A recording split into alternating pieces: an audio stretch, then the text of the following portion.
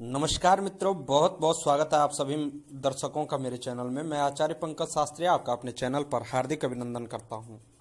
उपस्थित हूं अपना चर्चा का विषय को लेकर के। जैसा कि आजकल हमारा चर्चा का विषय बना हुआ है वर कन्या के अष्टकूट मिलानों को लेकर के, जन्म पत्रिका मिलान को लेकर के, जिसमें सर्वप्रथम हमने मंगलिक दोष देखा। मंगलिक दोष कैसे देखा जाता है, और हमने जाना वर्ण और वश्य के बारे में, जिनसे हमें वर्ण से 1 अंक प्राप्त होता है, जबकि वश्य से हमें 2 अंक प्राप्त होते हैं।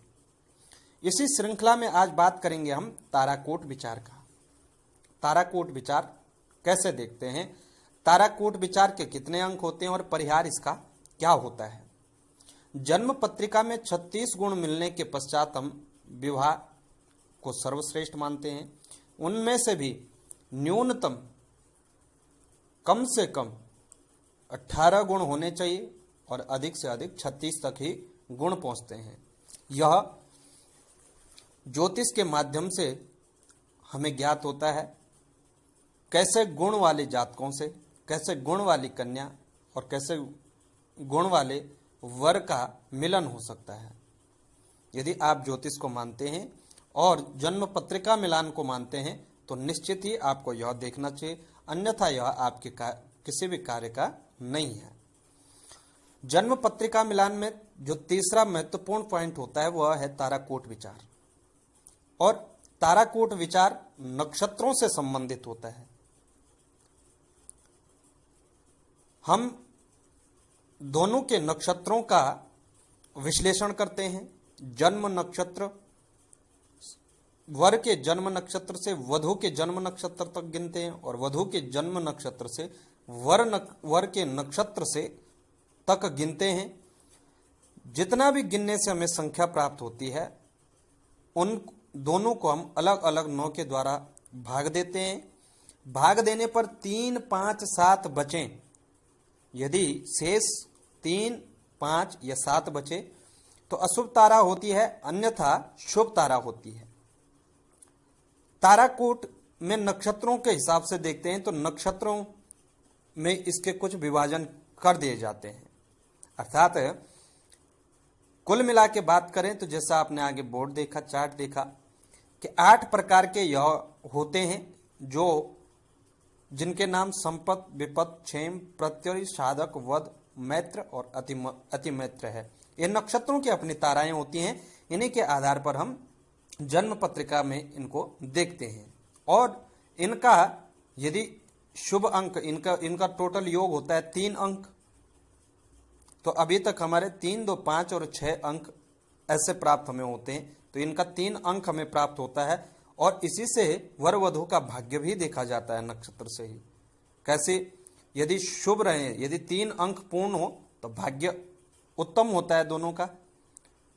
यदि 3 में से 1.5 अंक प्राप्त होता है तो अधम होता है, और 0 हो तो बिल्कुल न्यूनता होती है। यदि दोनों प्रकार से वर कन्या शुभ तारा प्राप्त हो तो समझ जाना चाहिए कि ताराकोट दोष नहीं है जन्म पत्रिका में, अर्थात 3 गुण हमें प्राप्त होते हैं।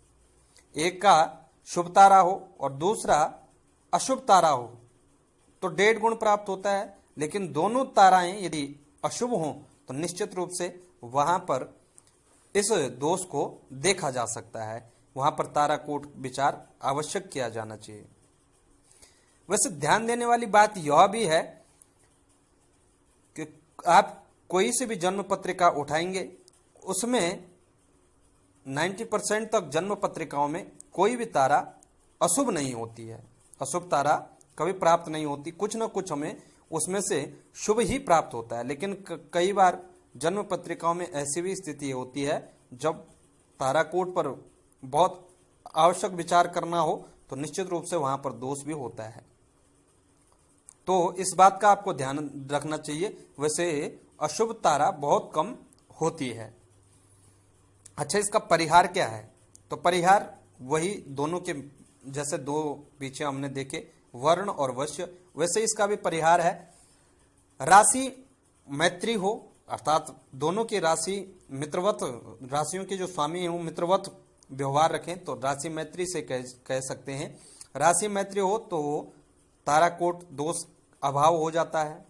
राशि से एकता हो, दोनों वर कन्या एक ही राशि के हों, राशि स्वामी एक हों, तब भी ताराकोट का जो दोष होता है वह भंग हो जाता है। नवमांश में दोनों के नवमांश मित्र मित्रवत हों या मित्र सम हो, तब भी ताराकोट स्वतः समाप्त हो जाता है। तो आज हमने जाना ताराकोट किस प्रकार से देखा जाता है और क्या इसका परिहार है। तो निश्चित रूप से गहन विश्लेषण के पश्चात ही हम किसी जन्म पत्रिका को मिलान करते हैं और मिलान करके उसको किसी भी निष्कर्ष पर पहुंचते हैं। तो कैसे आपको यह जानकारी लगे हमें अवश्य बताएं, और जानकारी यदि अच्छी लगे तो इसको शेयर अवश्य करिएगा। चैनल पर नए हैं तो सब्सक्राइब करना ना भूलें। किसी भी जानकारी के लिए, ज्योतिष से संबंधित व पूजा पाठ के लिए आप निश्चित रूप से हमसे संपर्क कर सकते हैं। आज के लिए इतना ही, तब तक के लिए